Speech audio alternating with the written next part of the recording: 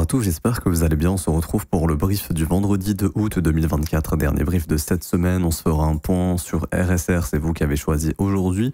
Je remets en jeu ANKR contre Rose, qui sont tous les deux revenus en commentaire. Donc là, c'est vous qui avez décidé. Donc c'est vous qui décidez également pour l'analyse de lundi. Le commentaire qui reviendra le plus gagnera l'analyse. Également, on fait un petit point résultat sur le copy trading. Un TP hier sur AR qui a été fill. On a pas mal d'ordres qui sont en attente avec des TP qui sont pas très loin, surtout grâce au rebond d'hier. Donc là, le bot va pouvoir TP en théorie éventuellement ces prochains jours. Si vous voulez rejoindre le copy trading, c'est 100% gratuit. C'est le premier lien en commentaire épinglé. Vous cliquez sur ce petit lien juste ici. Ça vous ramène sur cette petite page. Vous vous inscrivez sur Bitgate via notre lien partenaire. Ensuite, vous cliquez sur ce petit formulaire rejoindre copy trading. Vous mettez votre prénom, votre mail, votre identifiant Bitgate et vous regardez cette vidéo configurer le copy trading. Et si vous voulez toutes les mises à jour, les résultats, etc., on met tout ça dans le Discord, ok?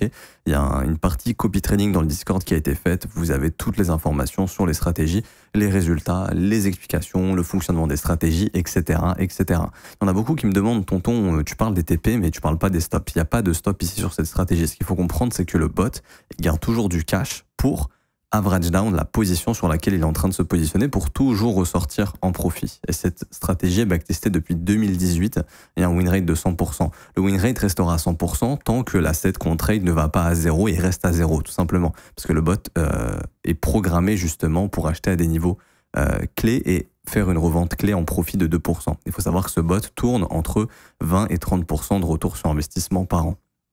Voilà, c'était pour clarifier un petit peu parce qu'on me demandait ces questions-là. Mais sinon, vous avez toutes les explications, il y a une vidéo qui a été faite.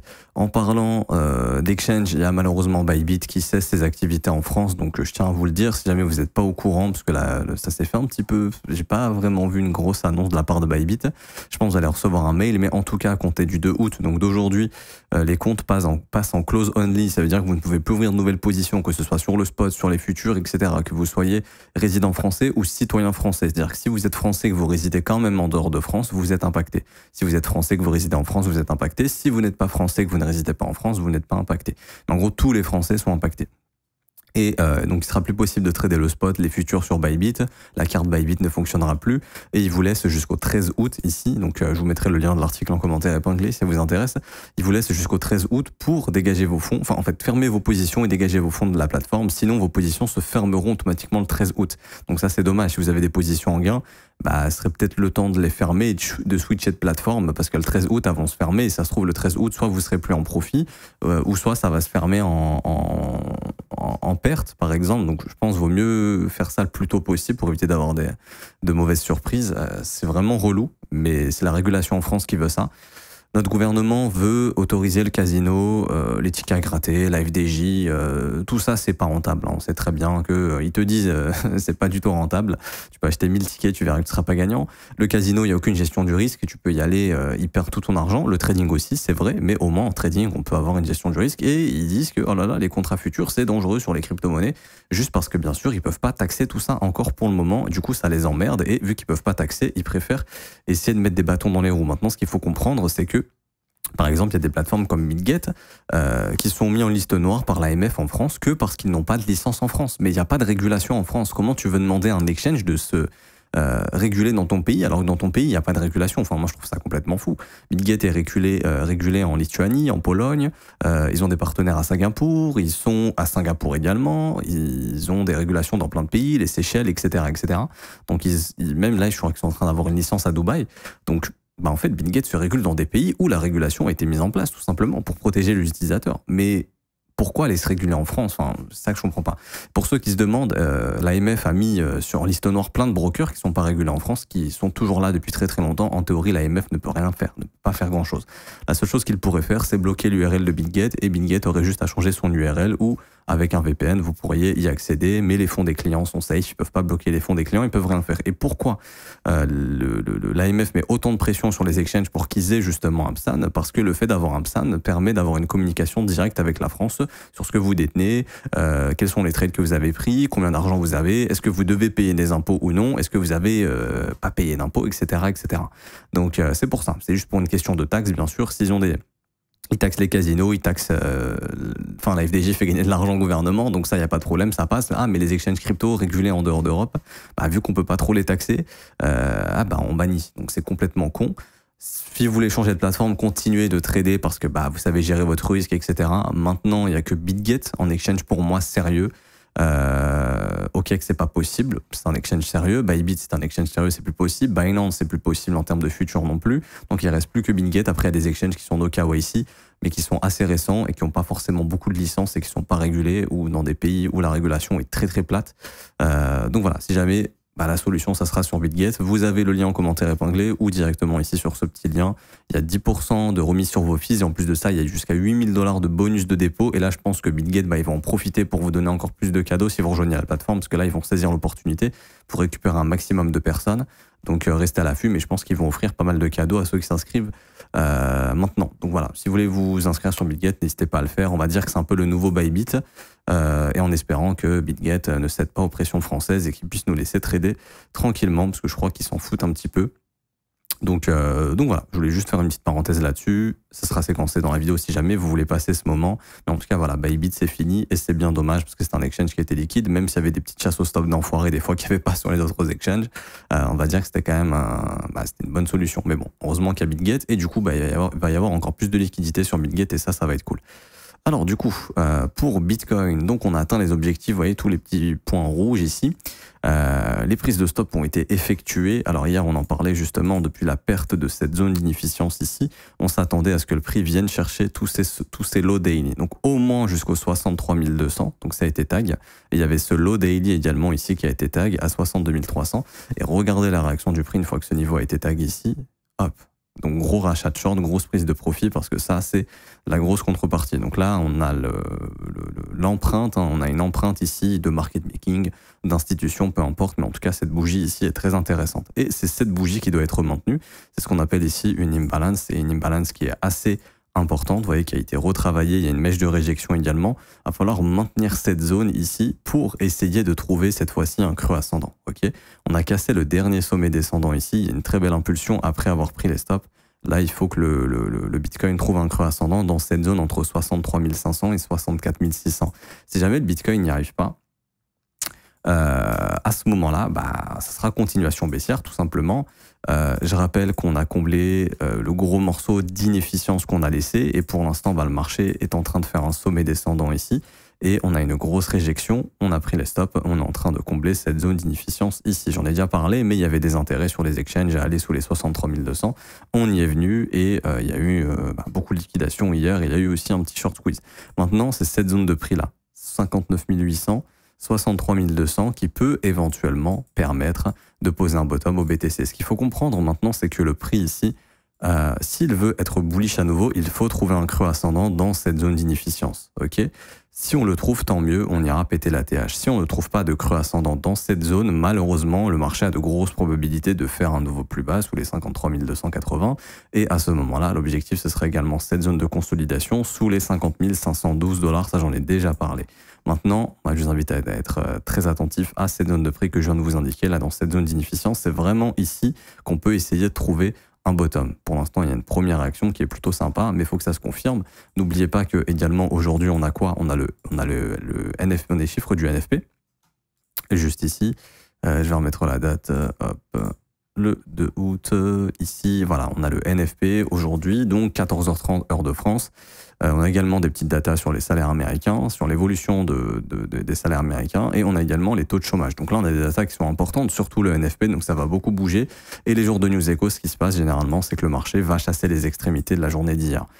Et là, en l'occurrence, en théorie, vu qu'on serait sur une journée haussière, on pourrait s'attendre à ce qui est, si jamais ça arrive pendant le NFP, une prise de stop du low daily d'hier, donc dernière prise de stop avant éventuellement d'essayer de repartir dans l'autre sens, parce que je rappelle que ces zones d'inefficience sont faites pour essayer justement de repartir dans l'autre sens. Donc là, on y est venu, on a eu une petite mèche, donc on a eu un rejet immédiat, juste ici, vous voyez, c'est très précis. Et pour l'instant, il y a un rejet. Et ce que je vous invite aussi à surveiller, c'est de voir si le prix va clôturer sous le seuil médian de cette bougie de rejet ici. Donc en gros, si on clôture sous les 63 400 $, là, ça devient compliqué. Cet order block, à un moment donné, si on s'installe dessous, deviendra breaker. Et un breaker daily, c'est très puissant et c'est très baissier. En gros, si le prix, malheureusement, fait ça, il y a de grandes chances que le pullback ici soit maintenu pour faire de la continuation baissière et de continuer de travailler toutes ces inefficiences ici que je suis en train de vous indiquer. Ça va jusqu'à 58 500 $. Mais il faut surtout pas péter cette bougie ici. Si on la pète, c'est vraiment pas bullish. Donc là, pour l'instant, on a eu une très bonne réjection, mais il faut que ça se maintienne. Et pour faire simple en horaire, ici, il faut surtout pas s'installer sous le dernier lot d'hier. Alors, on peut avoir une mèche aujourd'hui, une chasse au stop, c'est normal, puisqu'on a le NFP. C'est tout à fait normal d'avoir une prise de stop après le NFP. Je vous ai identifié le plus bas d'hier et le plus haut ici et le plus bas. Donc ça, faut savoir que c'est des points d'intérêt aujourd'hui pour le NFP. Mais faut surtout pas s'installer. Donc une mèche, c'est OK, mais faut pas s'installer. Pourquoi? Parce que là, également, on a la validation d'un order block ici.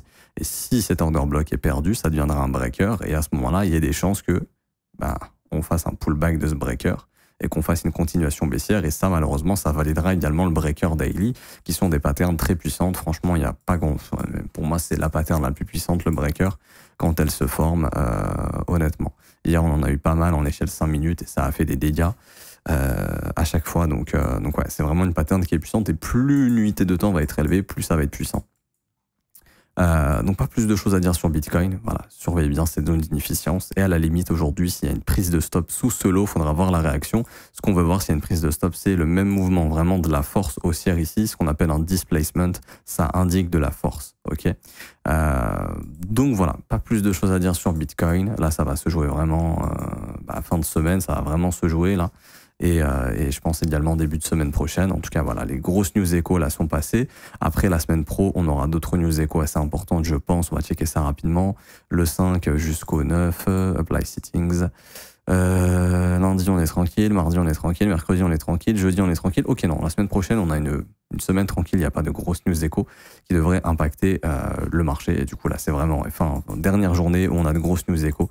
Attention au NFP. Je reviens sur ETH, juste ici.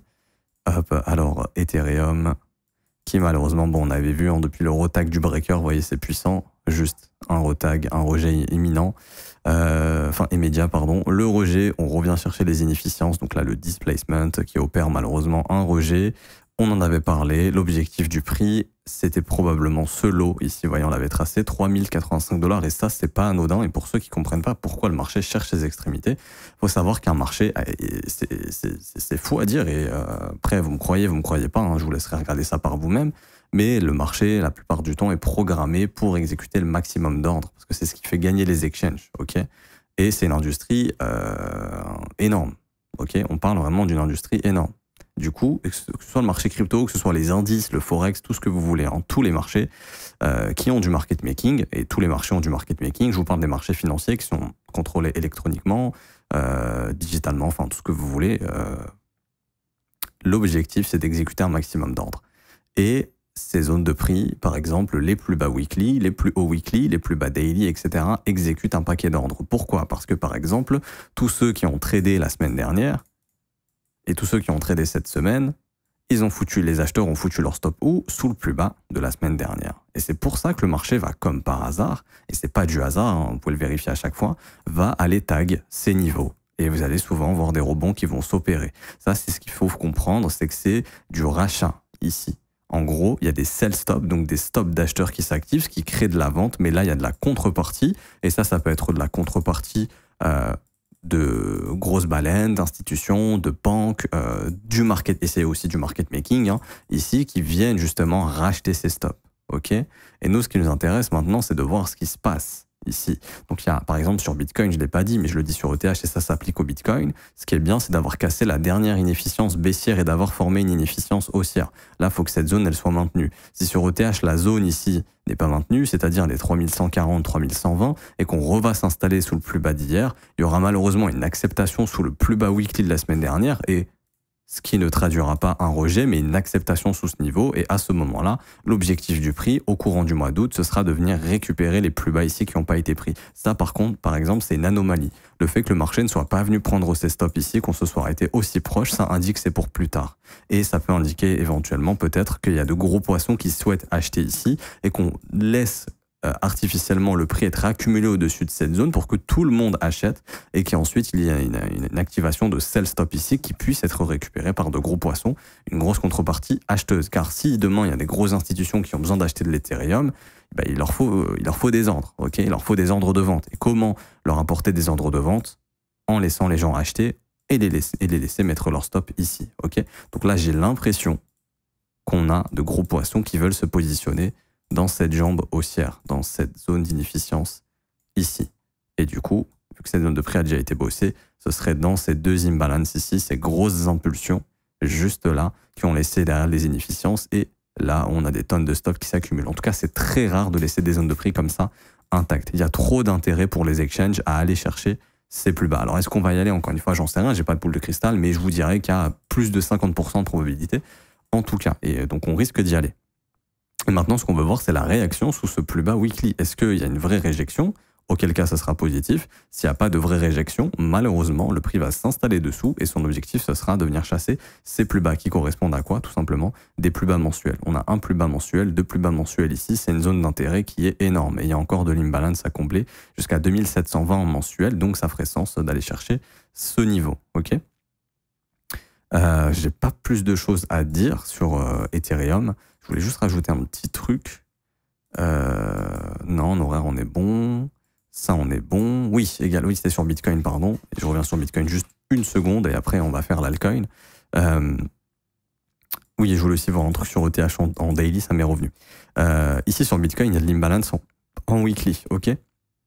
Ça va être une zone qui va être défendue ici très probablement. Les imbalances weekly sont assez puissantes. Pareil, on veut voir le Bitcoin bottom ici, entre 61 300 et 63 300. Donc là, on est déjà venu dedans. On veut que ça bottom dans cette zone d'inefficience. Je vous la trace pour ceux qui ont du mal à la voir, elle est là. Ok. Ça, par exemple, pour des algos, c'est comme un gap, ça doit être comblé. C'est pour ça que c'est très généralement comblé.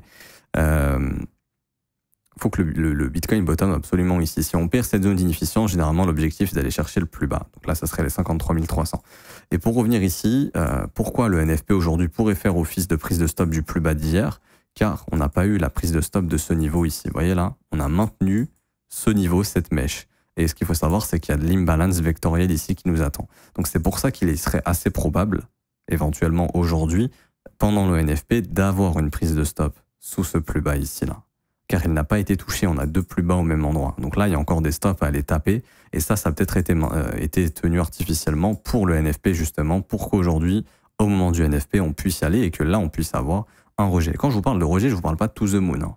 C'est tout simplement un rejet. Ensuite, on voit si ce rejet permet réellement d'aller nous chercher des cassures, des accélérations, etc., etc. Okay, mais ce sera une zone à surveiller ici, les 62 200 $. Parce que là, les stops n'ont pas du tout été pris. Cette zone a été faite, mais celle d'en dessous, non. Voilà, je voulais juste revenir là-dessus. Et pour revenir sur ETH, juste ici, c'était en daily. Je pense qu'on est en train de faire des imbalances baissières en daily. C'est ça que je voulais regarder. Non, pour le coup, ok, il n'y a pas eu d'imbalance baissière ici à nouveau depuis l'imbalance baissière qu'on avait fait ici qui avait causé un rejet. Ok, vous voyez par exemple ici ce seuil médian n'a pas été cassé encore, il y a juste eu la prise de stop. S'installer sous ce seuil médian de cette mèche ici, ça indiquerait une vraie cassure. Et là, l'objectif de TH, en théorie, pour moi, vu qu'il n'y a plus rien à travailler ici, ce sera les 3000 $, ok. Et ensuite, c'est plus bas, 2820, 2800 et 2791, mais impossible, très probable de s'arrêter juste là si jamais on y vient et de repartir. Non, il y aura probablement déviation et là, il y a de la force. Et là, c'est le signal qu'on veut voir, on veut qu'il y ait de la force ici, ok. Voilà, pas plus de choses à dire. Et je reviens sur RSR, du coup, qui a été demandé. Alors, RSR, je crois qu'on avait atteint des niveaux assez importants de mémoire. Ouais, bon, on avait chassé le plus haut de 2023, on a une grosse réjection ici. Ok, ensuite en mensuel, on est venu chasser quoi? On est venu chasser tous ces plus bas ici. Ok, on est venu chasser juin 2022. Ok, on est venu chasser pas mal de niveaux. Donc là, il y avait une grosse prise de... Ah non, on n'est pas venu chasser encore ici. Ok, on est juste venu là. Ok, c'est positif, ça, on y reviendra à un moment donné. Au-dessus des 0,013 probablement, en tout cas d'un point de vue technique. Maintenant, vous voyez ici, le prix, ce qu'il a fait, c'est qu'il a créé des inefficiences. Et donc là, il y en a une petite en mensuel. Elle est très petite, hein. Elle est juste là. Mais ça, le marché s'en souvient. Et c'est probablement on est attiré par cette zone ici. Parce que c'est de l'imbalance vectorielle. Et ça a de grandes chances d'être comblé. Donc il y a de grandes chances d'aller sous le plus bas du mois de mars de 2024 et de venir du coup sous les 0,036 pour RSR. Maintenant, en weekly, je pense qu'on en a d'autres. Voilà, là, on va pouvoir tracer ça un peu mieux. En weekly, là, on a une très belle zone, ok. C'est la dernière bougie vectorielle qui a laissé de l'inefficience derrière elle, ok. Donc là, ça serait sous les 0,036, pareil. Et donc, ça serait entre 0,033 et 0,036. Alors là, on parle d'une baisse encore de 22 à 29%. Mais ça serait une zone assez intéressante, ok. Également, il y a la cassure du W bottom ici. On est venu faire le wake-off check déjà, ok. Donc là, maintenant, si jamais ça ne bottom pas ici, on ira dans la zone d'inefficience. En termes de retracement, je le dis souvent, mais les alts, c'est souvent entre 78,6 et 88,6. On est venu à 78,6 et 88,6. On y est venu là-dedans, dans cette zone. Ok. Donc là, il y a vraiment une zone intéressante. Ici, c'est vraiment la zone de rechargement des altcoins. Moi, je l'appelle comme ça. Cette zone 78,6, 88,6. Donc là, ça serait entre 0,029 et 0,041. Maintenant, si vous avez des convictions haussières sur RSR d'un point de vue fondamental, c'est des zones qui s'achètent, ok. C'est des zones qui s'achètent pour du spot, ici.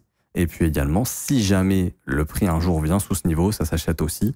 C'est une zone de buy, de sell stop, et donc vous pouvez mettre un buy limit qui est intéressant ici, au 0,020, 0,021. Est-ce que ça sera tag? J'en sais strictement rien, ok. Mais ce sera un niveau important maintenant. Là, on parle d'une baisse de 56%.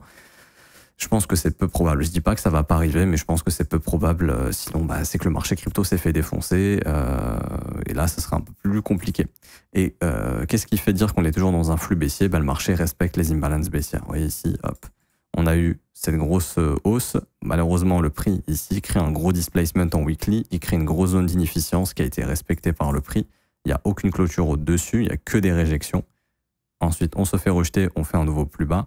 Le prix ici a laissé derrière lui des imbalances baissières qui reviendra bosser. Mais pour l'instant, le prix est surtout venu faire quoi? Et moi, ce que je vois, c'est la prise d'un sommet weekly. Et ça, c'est baissier.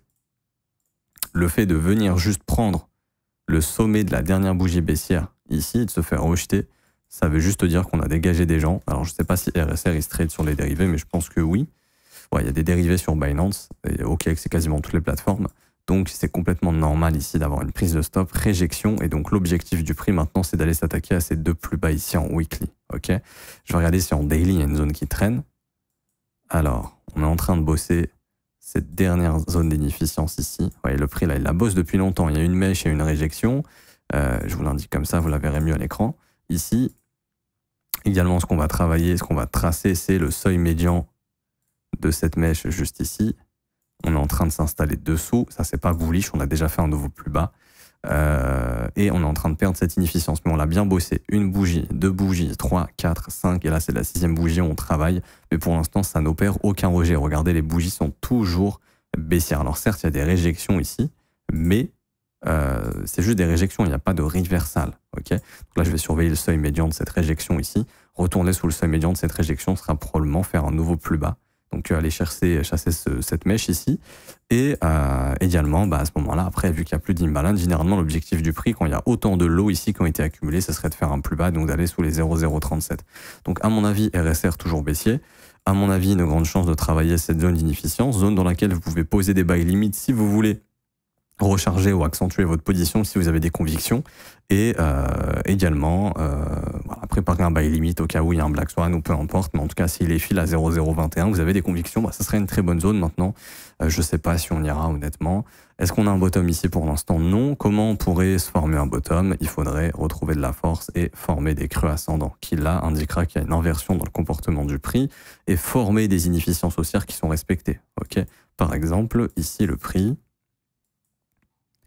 là, il a formé de l'imbalance haussière, qui plus est vectorielle. Il y a beaucoup de volumes qui ont été respectés, ok, et qui ont permis d'aller chercher plus haut. Alors là, il y a une toute petite clôture, c'est pas la fin du monde, hein. Le prix s'est pas installé, développé sous l'inefficience, elle a été maintenue, et ensuite, le marché a respecté les inefficiences haussières. Si je regarde en daily, vous allez voir que RSR a dû combler les inefficiences. Ici, c'est comblé, ici, c'est comblé.